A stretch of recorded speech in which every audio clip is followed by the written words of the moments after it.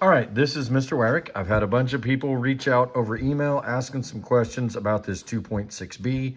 So I'm going to guide you through a couple of questions and hope we can get you moving in the right direction. So on this first question, we have endpoints at 2, 7, and 7, -2. And then it asks us to find point C, which is 1/4 of the distance from A to B, meaning we're going to start here at A and go down here to B, but we're only going to go 1/4 of that distance. Now, this is a diagonal line. Even if we can find the distance on here, we're probably going to get like a radical answer, and then finding the appreciable fraction and being able to move that appreciable fraction is not going to be easy. But because we know how similar triangles work, we're going to make a triangle that is 1/4 of the size.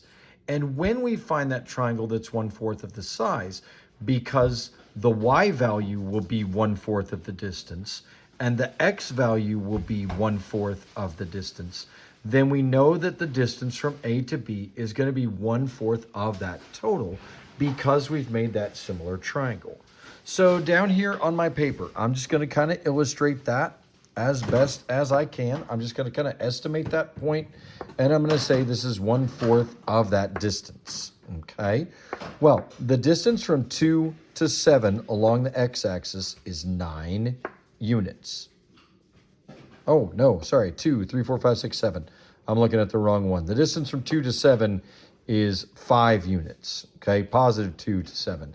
The other one here, the y value, goes from 7 to -2, so that's 9 units. Now, I know we're moving down 9. That would be like a -9, but I'm not concerned with negative because this is just a triangle, okay? So what I'm going to do then is I'm going to find 1/4 of these. Well, 1/4 of 9 is 9/4. 9 divided by 4 is going to be 2.25 because I tried this with both fractions and decimals. I can do the fractions, but everybody else seemed to struggle with those fractions, so we're just going to look at the decimal equivalent. 5 divided by 4 then, to find my 1/4, is going to be 1.25. So I need to go down 2.25 and over 1.25 because that is 1/4 of the size of the 9 and 1/4 the size of the 5. I have created a similar triangle. I haven't changed this angle here.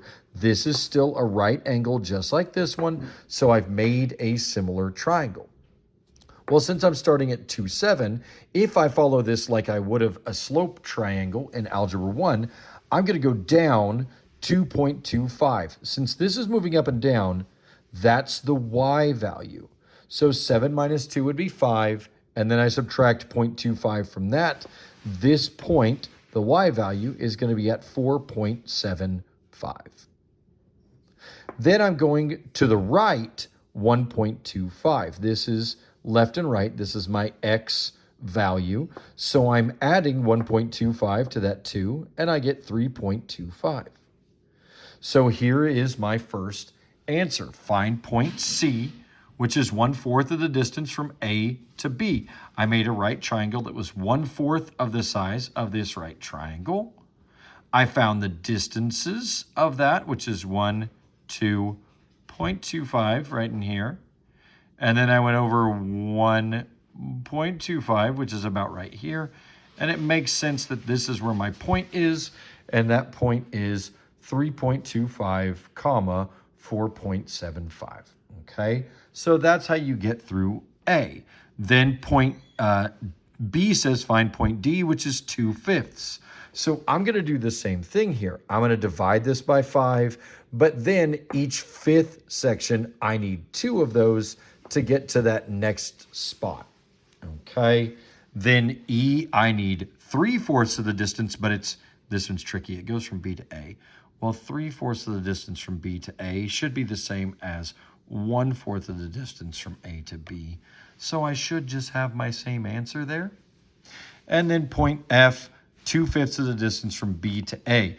I already know how far 2/5 is. It's just this time I'm moving left, so I'm subtracting from my X, and I'm moving up, so I'm adding to my y. Okay. Question number 2, AB has endpoints at 3, or -3, -5, and 5, 7. So we go back to one that was positive, like our example on the notes. And it says we're going to point C, which is at -2, -7 halves. And it says what fraction of the distance from A to B is point C located from point A. So here's A, here's B, this is point C, and I'm looking at this. And really, from -3 to 5 should be an x value distance of 8. From -5 to 7 should be a y value distance of 12. And you can see, since I went from -3 to -2, that's 1 on my x-axis. So I have gone 1/8 of the distance.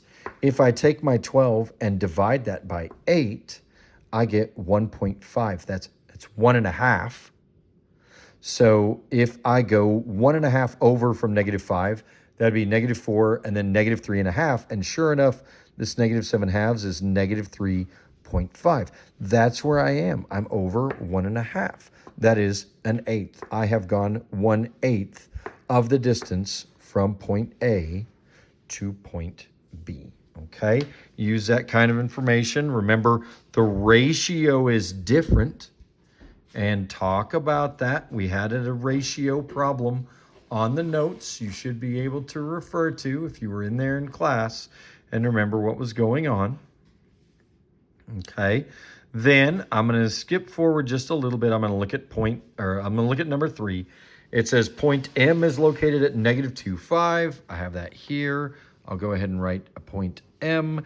And then point N is located at 8, -5. And then it starts to talk about this. It says we have point Q. And I'm just going to randomly put point Q on here. It's not really important, but I need to figure this out. From -2 to 8, this is going to be 10. From 5 to -5, this is also going to be 10. And it says point Q is located along MN so that it splits the segment into 2 smaller segments, MQ and QN. So here's MQ, and then QN would be the other part of this. And it says if the ratio of the measure of MQ to the measure of QN is 1 to 3, then what is the ratio of the measure of MQ to the measure of MN? Explain your answer. Now, without finding any values, they're saying that this is a 1 to 3 ratio. Well, if I have $1 and you have $3, then that's $4 total. So the comparing MQ to MN would be 1 out of 4, or, oh no, it does say ratio, so 1 to 4. It's a 1 to 4 ratio. When it's not part to part, it's part to whole. Okay? And that part to whole ratio should be the same as what the fraction is. We just have it written as a ratio. Okay? So hopefully that makes a little bit more sense. That can guide you through a little bit more. And then question number 4. Question number 4 relates back to this exact same thing that we just did here. So hopefully that gets you kind of going in the right direction. Remember, this won't be on the test on Tuesday, and we're going to go over this whole paper, and I'll answer any questions that we have about it on Wednesday.